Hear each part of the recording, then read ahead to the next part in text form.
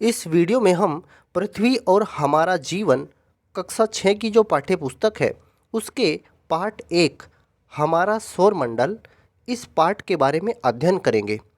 इस पाठ को अच्छे से समझेंगे और फिर इस पाठ के समाप्त होने के बाद अंत में हम इसी पाठ के अभ्यास प्रश्नों को भी हल करेंगे। तो सबसे पहले शुरू करते हैं हम इस पाठ को। देखिए, आपको बहुत ध्यान से समझना है, जल्दबाजी ना दिखाएं, बहुत ध्यान से समझेंगे आप। अपनी पुस्तक को भी आप सामने रख सकते हैं, पर पहले आप वीडियोस को एक बार देख लीजिए, उसके बाद आप किताब पढ़ सकते हैं। आपको बहुत ध्यान से समझना है। आप पहले तो इस चित्र को देखिए। इस चित्र में आपको क्या दिखाया गया है? ये रात का समय है। रात के समय में यहाँ पर तारे, चंद्रमा आपको दिखाई पड़ रहे हैं।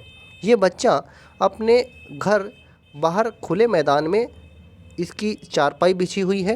ये बच्चा आसमान की तरफ देख रहा है। इसको लाखों करोड़ों टिमटिमाते हुए तारे दिखाई पड़ रहे हैं, चंद्रमा चमकता हुआ दिखाई पड़ रहा है। तो यहाँ पर लिखा क्या गया है? रात में जब हम छत या किसी खुले स्थान से आकाश की ओर देखते हैं तो हमें अनेक चमकती हुई आकृतियाँ दिखाई देती हैं। इनमें चंद्रमा एवं तारे शामिल हैं। नगरों के तेज प्रकाश एवं प्रदूषण युक्त आसमान से दूर जाने पर ये आकृतियाँ अपेक्षाकृत अधिक स्पष्ट दिखाई देती हैं। आपने सोचा तो होगा कि ये सब क्या है, इन्हें क्या कहते हैं? देखिए, मान लीजिए अगर आप गांव में रहते हैं, गांव के परिवेश में रहते हैं, तो आपको यहाँ पर ये तारे, चंद्रमा ये बहुत ही स्पष्ट चमकते हुए दिखाई पड़ेंगे।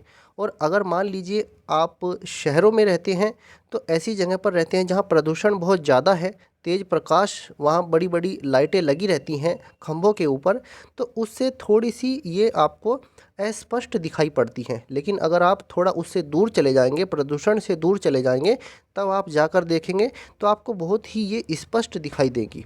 तो आपके मन में कभी ये बात तो आई होगी कि ये चमकती हुई चीज़ें आसमान में, ये वहाँ पर कैसे रुकी हुई हैं, ये क्या हैं, इनको क्या कहते हैं, ये वहाँ पर क्यों चमकती हैं, रात में ही क्यों चमकती हैं, ये दिन में हमें चमकती हुई क्यों नहीं दिखाई देती?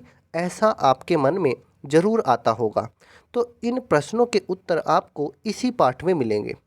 सबसे पहले तो आपको जानना है कि ये जो चमकने वाली चीज़ें होती हैं, इनको आकाशीय पिंड या खगोलीय पिंड कहते हैं। पृथ्वी से आकाश में दिखाई देने वाली ये सभी आकृतियाँ आकाशीय पिंड या खगोलीय पिंड कहलाती हैं। इनमें सूर्य, चंद्रमा, तारे आदि शामिल हैं।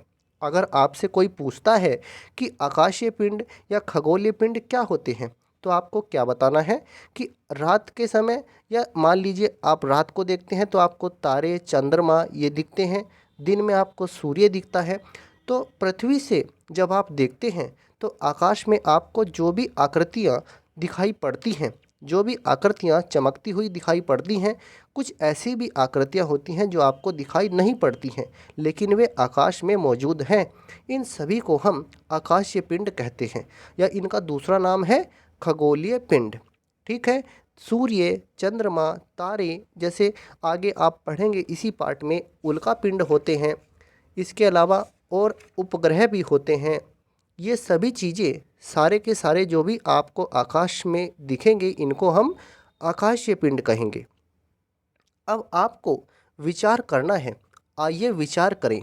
सबसे पहले देखिए, चंद्रमा युक्त रातों में तारे एवं अन्य आकाशीय पिंड कम स्पष्ट दिखाई देते हैं। सूर्य के अतिरिक्त अन्य आकाशीय पिंड दिन में क्यों नहीं दिखाई देते? हमने आपको अभी बताया था।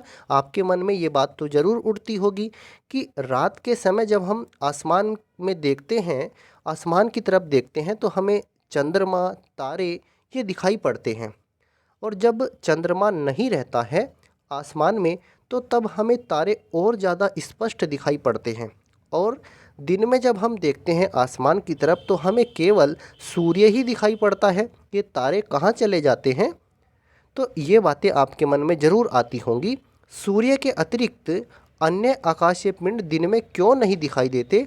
कभी कभी प्रातः या सायं काल में चंद्रमा हल्के रंग का क्यों दिखाई देता है? क्या इसका कारण सूर्य अथवा चंद्रमा का तेज प्रकाश है? तो ये बातें समझते हैं।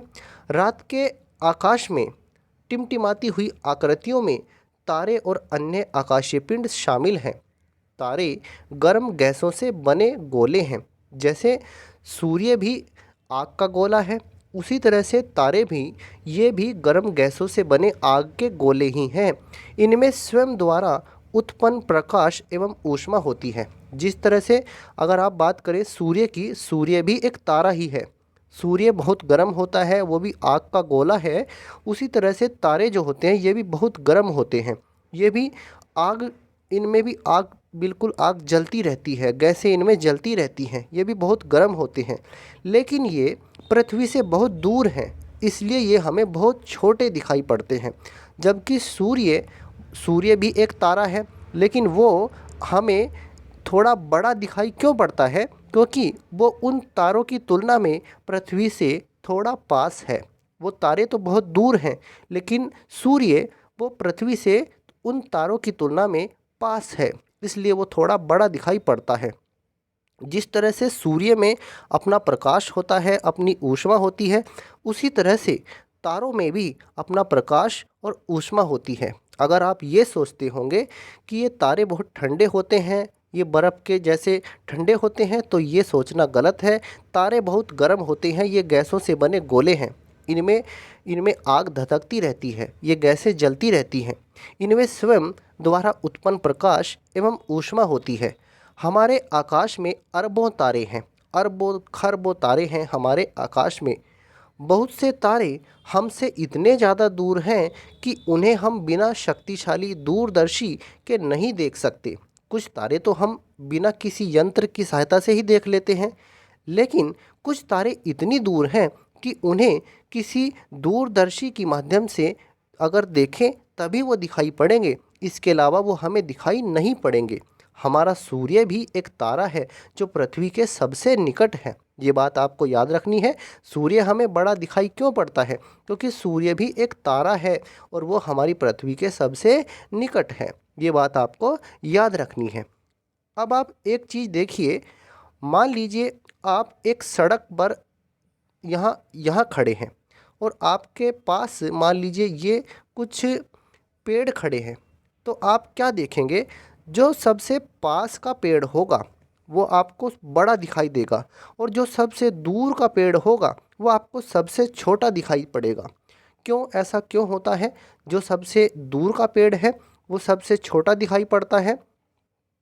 देखिए, मान लीजिए आप यहाँ से चलना शुरू करते हैं, जब आप इस सबसे दूर वाले पेड़ के पास पहुँचेंगे ये फिर आपको बहुत बड़ा दिखाई देगा, लेकिन जब आप इसको यहाँ पर खड़े होकर देख रहे थे तो तब ये आपको बहुत छोटा दिखाई पड़ रहा है। ऐसा ही होता है, जब हम बहुत दूर स्थित किसी वस्तु को देखते हैं तो वो हमें बहुत छोटी दिखाई पड़ती है, क्योंकि उस वस्तु से जो प्रकाश किरणें चलती हैं वो हमारी आँख पर जो कोण बनाएंगी वो बहुत छोटा कोण बनता है। हमारी आँख पर जो कोण बनाती हैं वो छोटा होता है, और जब हम किसी पास की वस्तु को देखते हैं तो ये जो हमारी आँख पर कोण बनाती है ये बड़ा कोण होता है, इसलिए ये वस्तु हमें बड़ी दिखाई पड़ती है और ये वस्तु हमें बहुत छोटी दिखाई पड़ती है।